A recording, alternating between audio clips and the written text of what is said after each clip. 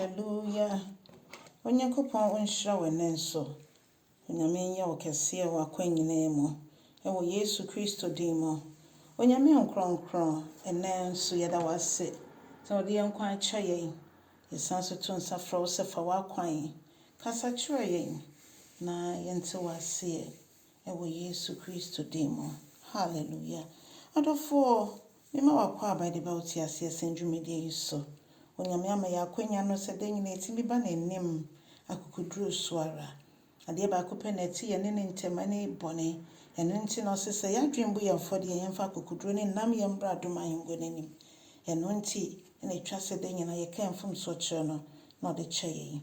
Ɔdɔfoɔ, Onyankopɔn se mfeɛ 70 ɛna ne mma Israel ɛbɛdi ɛwɔ ahɔhobea. Ɛberɛ a yɛfam nnomum ɛfi kurom Jerusalem no. Ɔmo petee yɛn. Ɔmo petee kwaman bebree so. Na Onyankopɔn ka kyerɛ ɔmo sɛ mosom mfeɛ 70 akyi a, afei deɛ mɛboaboa mo ano afi baabi a mowɔ biara na mede mo aba fie. Ɔdɔfoɔ, ɛyɛ adeɛ a na Onyame ɛka kyerɛ ne mma. Yɛbɛka sɛ ɛni so na yɛ biribi a ɛsi ampa. Na wɔyɛ twɛn ba yɛn nso so abrabɔ mu a yɛdeɛ yɛnhyɛ da mfi Israel, yɛnhyɛ da nyɛ Jewfoɔ. Yɛmfi Jew man mu, nanso Onyankopɔn nam Yesu Kristo so. Waba asase yi so, na waba abɛhwehwɛ me ne wo a yɛafa Yesu Kristo sɛ Awurade ne yɛkra agye nkwa.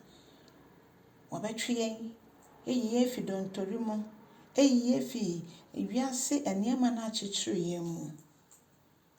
Na yɛn anidasoɔ, na yɛn nam te sɛ nnwan ɔmo ni ahwɛfoɔ. Na sɛ owura yɛn hu yɛn mmɔbɔ, na watwe yɛn aba ne nkyɛn a. Ɛne ne yɛbɛka sɛ, ɛno na ɛnam so ama me ne wo ɛne yɛabɛyɛ ɔman. Yɛtumi frɛ yɛn ɛka Onyankopɔn ɛman ho. A yɛne Kristo bɔ mu di adeɛ. Ɛyɛ akwanyadeɛ kɛseɛ. A ɛnɛ Kristo nti, yɛn nso yɛnya kyɛfa ɛwɔ ɔsoro ahemman mu. Ne yɛka nyinaa ne sɛ, ampa na yɛn nyinaa yɛatotɔ yɛawowɔ ntwɛtwɛdɛ sɛ nnwan a ɔmo ayera. Na yɛafom yɛ kwan, na yɛnni ahwɛfoɔ. Nanso dwanhwɛfoɔ pa no a ɔyɛ Yesu Kristo no, ɔde ne nkwa bɛto hɔ maa ne nnwan. Na Bible sɛ me nnwan ne me nne na me nso menim ɔmo nne. Ne nyinaa ne sɛ woatumi apɛ mu afa Yesu Kristo sɛ Awurade ne ɔkra agye nkwa. Ɛne no nkwa ne kwan nam so bɛtumi de akɔ heaven. Yɛne nti yɛpɛ mu ka yɛde mogya ne tɔ yɛ aboɔden nti no. Yɛkasa a ɔte yɛn ne sɛ Onyankopɔn wo mma bi ɛna ɛkasa. Ɔte yɛn nka. Saa na Nyame nkronkron yɛn nso yɛte ne nka. Adɔfo no, ɛtwa sɛ yɛnya bere ma Nyame nkronkron. Ɛne yɛ wiase a yɛwɔ mu yi, yɛtumi yɛ busy na nipa dodoɔ bebree na ɛwerɛ fi sɛ Nyame asɛm bi wɔ hɔ korɔ ɛsɛ sɛ osua anaasɛ otie. Anaasɛ nea watwerɛtwerɛ fi asɔre mpo no, ɔbɛtumi akenkan mu. Adɔfo no, ɛho hia paa. Onyame nam n'asɛm so na Honhom Kronkron kasa kyerɛ yɛn. Honhom Kronkron nam so nso ɛma yɛn ba yɛn ho so ɛwɔ bɔhyɛ ahodoɔ a ɛwɔ Bible yi mu.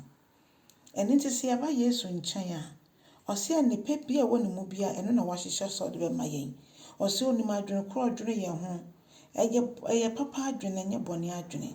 Ɛyɛ adwene a ɛbɛma yɛn nidasoɔ ɛne daakye papa. Ɔdɔfoɔ, so Onyankopɔn nea ɔbɛka bia ɛyɛ nokorɛ. Nti ɔsɛ waboaboa yɛn ano. Ɔde abɔ no ankasa ne fie ne mu. Ɔma yɛfa ahodie efi yɛn nkoasom mu. Afei yɛn nkoa ma ɔbɔnsam bio mu. Yɛyɛ nkoa ma Asafo Awurade. Na mpo no, Yohane Asɛmpati du no ɔsɛ, afei mpo deɛ yɛyɛ ne namfofoɔ. Yɛyɛ ne nuanom. Kyerɛ sɛ ɔdɔ yɛn. Nti ɛtwa sɛ yɛn nso so yɛte yɛn ho fi wiase ho ne yɛdɔ ne bie. Yɛde yɛn ho nyinaa bɔ afɔreɛ. Romans 12 sɛ yɛmfa mbɔ afɔre a ɛte ase a ɛyɛ kronkron. Kronkron ɛma Awurade ɛna Onyankopɔn ɛhwehwɛ. Nti moma yɛnante wɔ kronkron yɛn mu. Na yɛbɛhu Onyankopɔn so ne onyam ɛne ne kɛseyɛ. Onyame nhyira yɛn nyinaa.